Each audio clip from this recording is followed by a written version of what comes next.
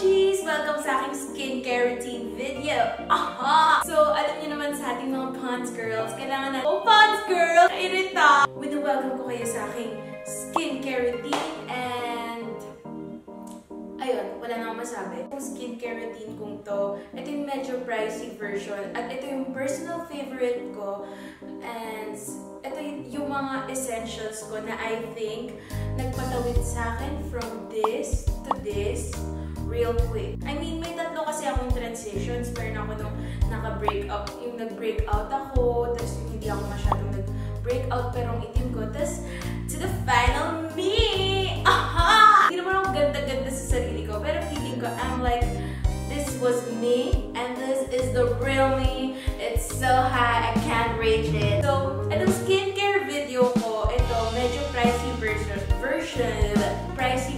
siya. So, gagawa ko ng skincare routine ko na yung hindi masyadong mabigat sa bulsa.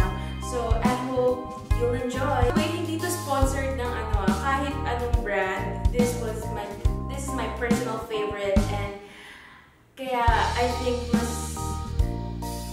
mas may sense siya. I mean, hindi naman mas may sense, pero parang mas effective siya kasi personal favorite ko siya.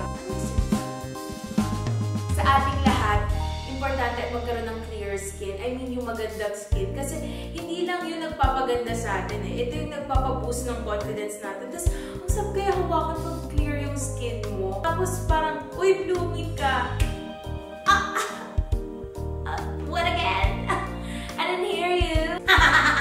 So, ayun. Kailangan natin ng clear skin. At ito yung mga essentials ko na I think nakatulong sa akin para magkaroon ng clear skin. So, let's get started. Una is yung double cleanse ng Korean skincare. So, ang pang-oil-based cleanser ko, I mean, hindi na ako bumibili kasi ng kasi masyadong mahal yung oil-based cleanser. So, ito ang aking oil-based cleanser. Teka. Oh my God! Sobrang dream ko to. Pili ko ako na si Ana Kai. Ayan.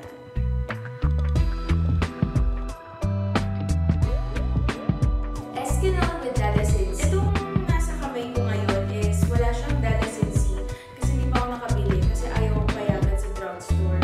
Kasi dapat may reseta kayo. Napaka-effective nito. Ito yung pinaka-holy grail ko at dito sobrang thankful ako na nalagpasan ko yung breakout phase ko dahil dito.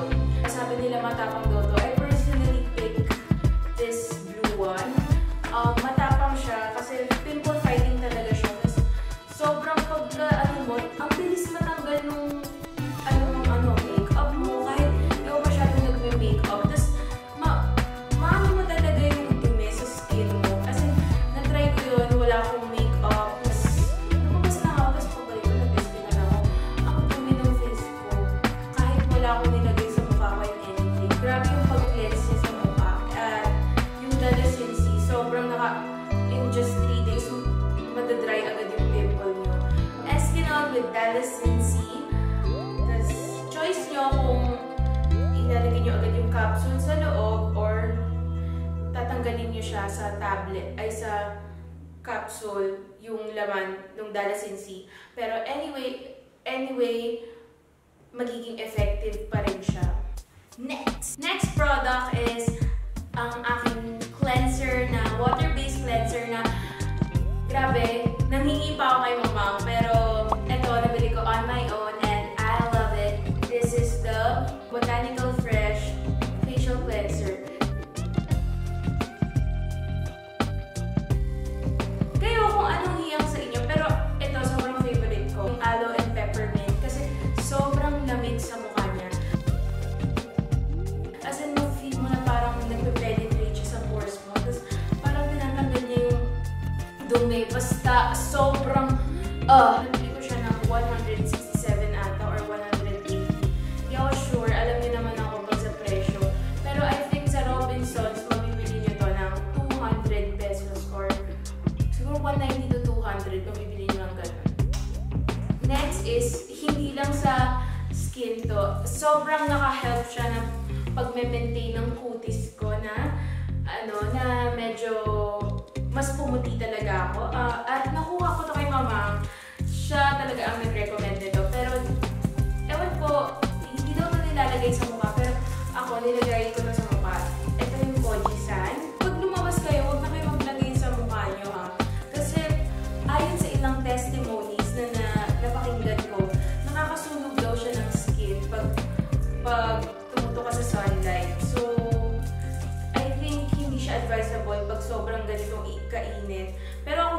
ko siya kasi minsan sa loob lang ako ng condo eh. So, ayan. Koji-san. Sobrang pa-cute, nakakairita. Tapos, yung next product ko is, dapat 2 to 3 times nyo lang siya ginagawa in a week. Pero, huwag kayo masyado, baka masobrahan kayo pag everyday nyo naman siya ginawa. At hindi din siya maganda kasi, ewan ko, parang too much din is not good. Ewan ko kung ganun yung tamang explanation. Skin food. Ito talaga marirecommend ko sa inyo na sobrang ganda sa skin.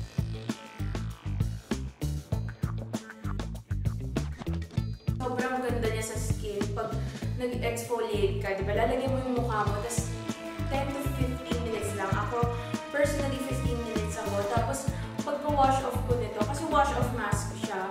Black sugar wash off mask. Sobrang ganda. Parang na-cleanse din lahat ng dumi. Sobrang na-cleanse din lahat ng dumi. I mean, sobrang parang after feeling mo, ang linis ng face mo. Ayon kay Miggy, si Miggy ha, galing to kay Miggy, nagumamit ito ng napakarami. Sabi niya is, sobrang na-cleanse daw yung face niya and feeling is sobrang ganda niya the next day. O diba? Galing yun kay Miggy. So, bili na! Nakuha ko siya sa Altea for 350 ata. Hindi ako sure. Check nyo na lang yung price. Pero sa Altea ko siya nabili. Pag sa Skin Food kayo na mall bumili, ay nako, 700 ata to mga sis. Mas magiging mabigat pa sa akin yung bulsa niyo. So, your choice, your music. Next is, isa pa to sa mga pinaka-holy grail ko na sobrang love ko na product ng Etude. Ito ang Wonderpore. I think madami na din sa inyo ang nakarinig na testimony sa Wonderpore. Kasi yung freshener nila, kasi 10 in 1 siya eh. May moisturizer na siya and anything. Sobrang, ito, hindi ko na gagawin siya in a scientific, hindi ko na siya explain in a scientific way. Pero pag nilagay ko siya sa mukha ko, 7 times ko kasi siya pinapatin. As in, natutunan ko lang din siya kay Mamang Alan. Tapos, si Joanne Kim 5 times siya nagpapat sa face niya. Pero, I think mas maganda pag 7 times. Ipapat niya siya sa face niya ng 7 times. Tapos, makikita, ewan ko, parang makikita niyo nagbabalance yung color ng skin niyo. Tapos, parang mas nagiging soft. Parang natotone down yung lahat ng kinuha ng cleanser. Kasi yung cleanser nakukuha niya yung mga natural oils din natin. Which is not a good thing. Pag dito, parang mafe-feel mo na nagbabalance lahat and yung mga colors na may discoloration, parang okay siya. Ewan ko, yun yung testimony ko. Tapos next, ito sobrang love ko tong product na to. Of course, next sa aking skincare routine is serum. So, ang ginagamit ko ngayon is Fresh Herb Origin Serum. Ayon din kay Miggy at Celine na nagulat na lang ako na ang dami nilang ginamit. Napakaganda daw ng effect sa face. I mean, although, alam niyo yung parang magta-tighten yung pores mo. Una, mainit siya sa mukha eh. Parang medyo mahapdi siya sa mukha. Pero parang after ilang minutes, shocks, ang ganda ng effect sa face mo. Yung pores mo nagta-tighten, tapos parang nagiging hindi moisturized, pero nagwa-whiten yung skin mo, nagiging bright, parang nagiging blooming ka. Nag-apply ako nito, feeling ko Koreana ako, as in pag-apply ko, sinasabi ko, yan.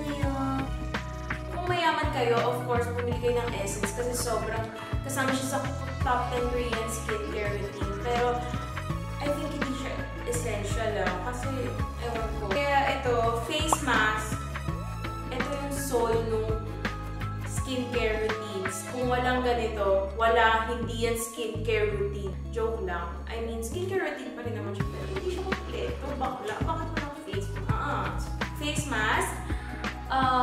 Itong binili ko yung may essence na. At una ko siyang na-discover nung gift siya sa akin ng friend ko, si Tin. Hi, Tin! Kung nasa vlog number 3 siya yung nag-surprise sa akin. So, binigyan niya ako nito and I think sa BF na nabili for 30 pesos each. Ito, personal favorite ko siya. Yung Snail Essence Mask. Kasi parang feeling ko hindi ko na kailangan bumili ng essence with this. At 10 And guys, warning lang, ang face mask, 10 to 15 minutes lang din sa face. Huwag niyo siyang i-overnight kasi nawawala yung essence ng face mask. So, I mean, yung natural oils ng face mask, madadry up. So, hindi siya ganun kaganda yung effect. So, pagkatanggal po, as in, sobrang nag-blend din siya sa serum. At sobrang nakapagpa-soften din ang face ko. And so, I'm back. Nag-change outfit ako kasi inutusan ako that day. So, I can say no because I'm a good child. Ayun nga, yung face mask na sinasabi ko, binigay din to sa akin ng Sunny Skin MNL. So, try to check out their page, you know? Ang gaganda ng mga binibenta nilang Korean skincare products, and I think mas mabilis yung shipping kasi if sa Altea kayo, ganun, matagal. Pero Sunny Skin MNL, hindi to sponsored ng Sunny Skin. I just want to thank them for giving me face masks na pinasabay nila kay Mamang. So, maganda din yung face mask ng Nature Republic, kaya 10-10 recommend. If may pera ka, go with Nature Republic. Kung wala, katulad ko, umasa ka sa freebies. Charot! Next, skincare product na sobrang love ko at na-love ko is ang Nature Republic Moisturizer. So, yung moisturizer, importante siya kasi amidst ng lahat ng skincare products na na ginamit mo, you have to stay moisturized, darling. Yun. So, kailangan moisturize palagi yung face mo. And, ito talaga, sobrang marirecommend ko sa inyo. Ayun, may nagtanong sa akin if okay lang din yung Mumuso na product. Pero, I personally stick to this because, una, out of all the moisturizers out there, ito yung mura. I mean, mas may mura. Pero hindi ko pa siya nare-review. I-review ko siya dun sa cheap skincare product ko. Pero, ito, I think I bought this for only 180 sa Altea. So, sobrang worth it. Tapos, ang ganda ng moisturizing effect niya. As in, paglagay mo sa face mo, as in, mafe-feel mo talagang moisturize yung face mo. Like, oh my God, there's no tomorrow. And pagising mo, you're like, oh, fuck, ang ganda, di ba? Nature Republic Soothing Aloe Vera Gel na 92%. Sobrang love ko. And I think you should check it out. Ano ba? Wala na akong sabi. So, yun, Nature Republic Aloe Vera. Kung may pimples ka, although may nagsabi sa akin hindi ko recommended. Ano ba? So, eto, pimple patches. Yung sa Quasar X, medyo pricey. So, yung sa Quasar X, medyo pricey yung nila, pero sobrang effective daw and sobrang ganda ayon kay Kat na mayaman at kay Alan na walang magawa sa pera niya. So, ayun, ito, 25 pesos lang yung Acne Dot ng Bench. And, first ko siyang na-try nung kay Lee Min Ho, as in, backstory lang. Kasi gusto ko umatan ng concert ni Lee Min Ho. Diba noon, meron siyang meron siyang concert, tapos bibili ka sa Bench. Inubos ko lahat yun, puro Bench products. Kasi ganun ko kumahal si Lee Min Ho noon.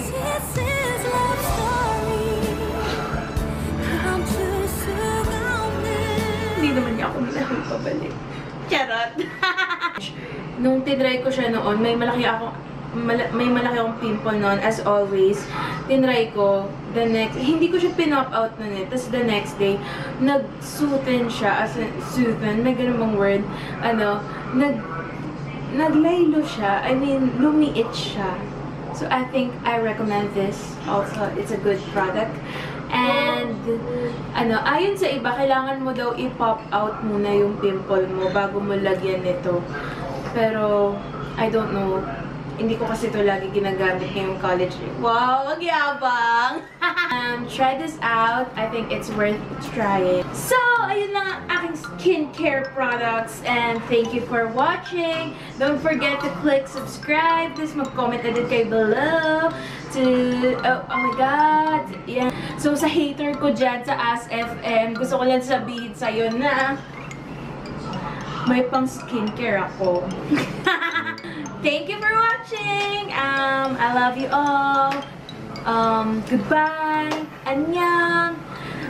Finger heart. Annyeong.